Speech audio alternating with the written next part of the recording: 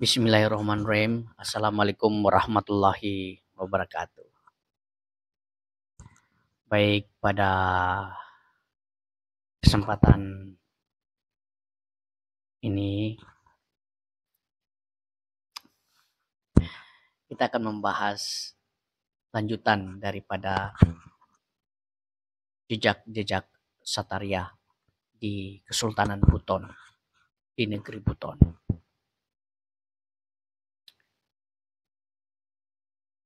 Sebelum kita membahas, baiknya kita ngopi dulu.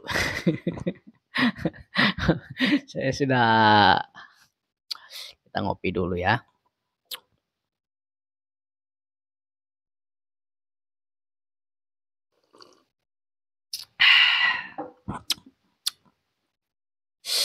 Kopi. Sahabat-sahabat Bosman, ini kopi dulu sejarahnya seperti apa. Ini kopi dari perspektif dunia tasawuf, bahwa kopi ini dibuat oleh atau ditemukan oleh Imam Sazili, pendiri tarekat Sazilia, karena ketika beliau melakukan suluk untuk menjaga mata dari rasa ngantuk, maka ia memformulasikan, menciptakan atau menemukan yang hari ini kita sebut kopi. Jadi sekali lagi dari perspektif dunia tarekat, bahwa kopi itu dimulai oleh Syekh Imam Sazili. Oke, kita seruput lagi kopinya ya. Alhamdulillah.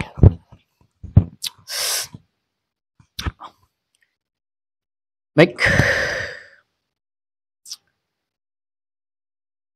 Jejak-jejak tarekat Satariyah di Kesultanan Buton, seperti janji saya sebelumnya,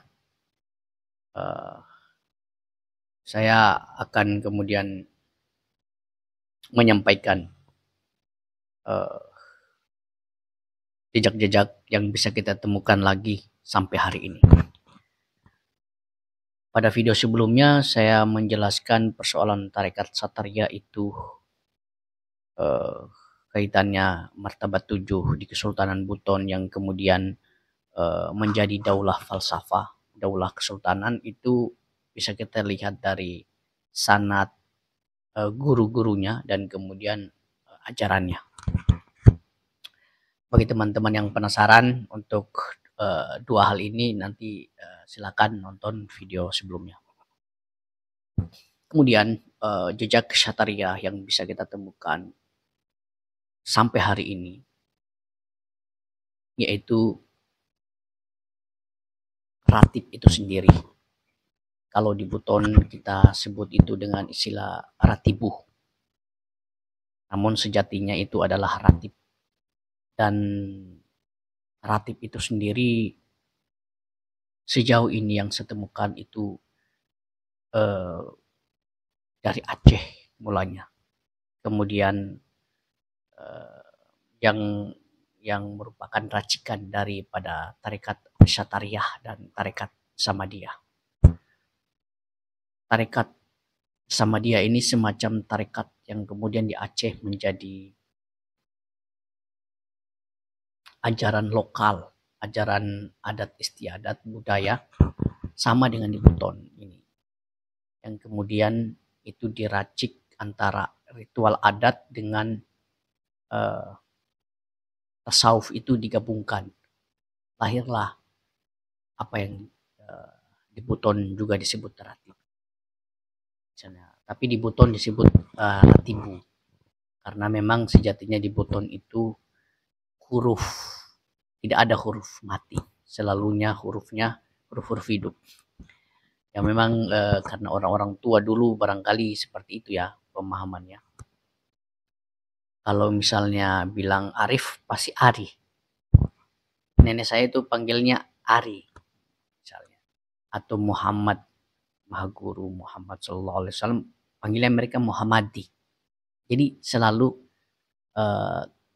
tidak ada huruf-huruf yang berakhiran mati, tapi selalunya hurufnya berakhiran hidup. Begitu salah satu ciri khas penamaan kita sebutlah di Buton ini. Kembali kita membahas persoalan Ratibu tadi. Jadi Ratibu itu merupakan perpaduan antara tarekat Syatariah dan Samadiyah di Aceh, yaitu kita bisa sebut sinkretisme, perpaduan antara tasawuf dan adat.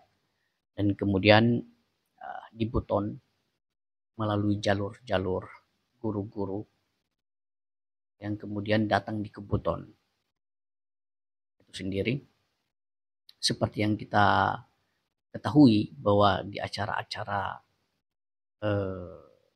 kedukaan, acara-acara kematian, Ratibu itu sendiri pasti melekat dalam laku-laku di Buton. Sedangkan tahlil sama maksudnya, di Jawa bisa dikenal dengan tahlil, acara-acara baca-bacaan untuk kematian untuk orang-orang yang kedukaan. Tetapi kalau di Aceh disebutnya ratib, di Buton disebutnya Ratibu, yang kemudian melakukan zikir-zikir, melakukan amalan-amalan yang digabungkan antara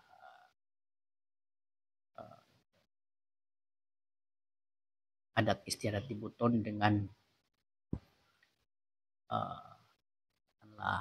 amalan-amalan atau tirakat-tirakat dari ratib itu sendiri.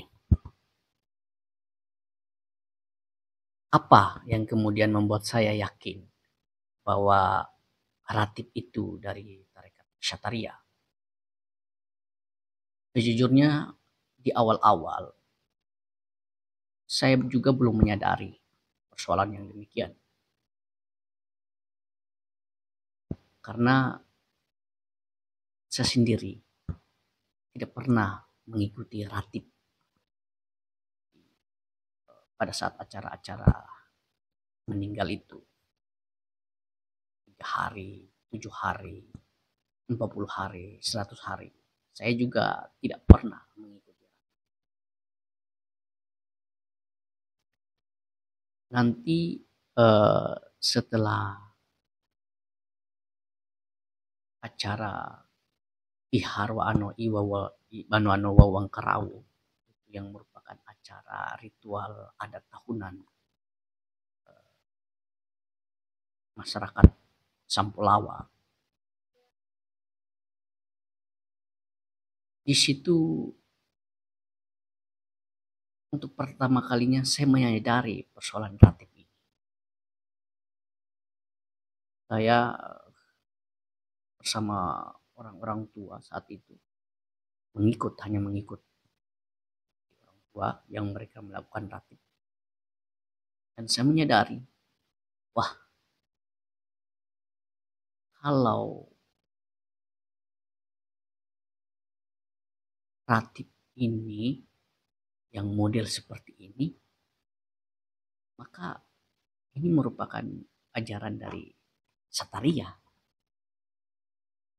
Secara umum itu zikir khusus di Sataria itu seperti itu yang diajarkan guru-guru. Paling ada pengembangan sedikit, tetapi secara garis besar apa yang dilakukan ratib-ratib di Tanah Buton ini adalah, saya rasa itu zikir khusus di tarekat Syatariah yang diajarkan. Nah, di situ saya menyadari bahwa ratib itu sendiri memang bagian dari Syatariah. Dan kemudian akhirnya saya meneliti kembali persoalan martabat 7, sanad guru, dan ajaran-ajarannya itu. Ah, tarekat yang diistilahkan baju dalam di negeri Buton adalah tarekat Sataria itu sendiri. Namun nanti kita akan kupas di jejak Sataria Buton pada video berikut.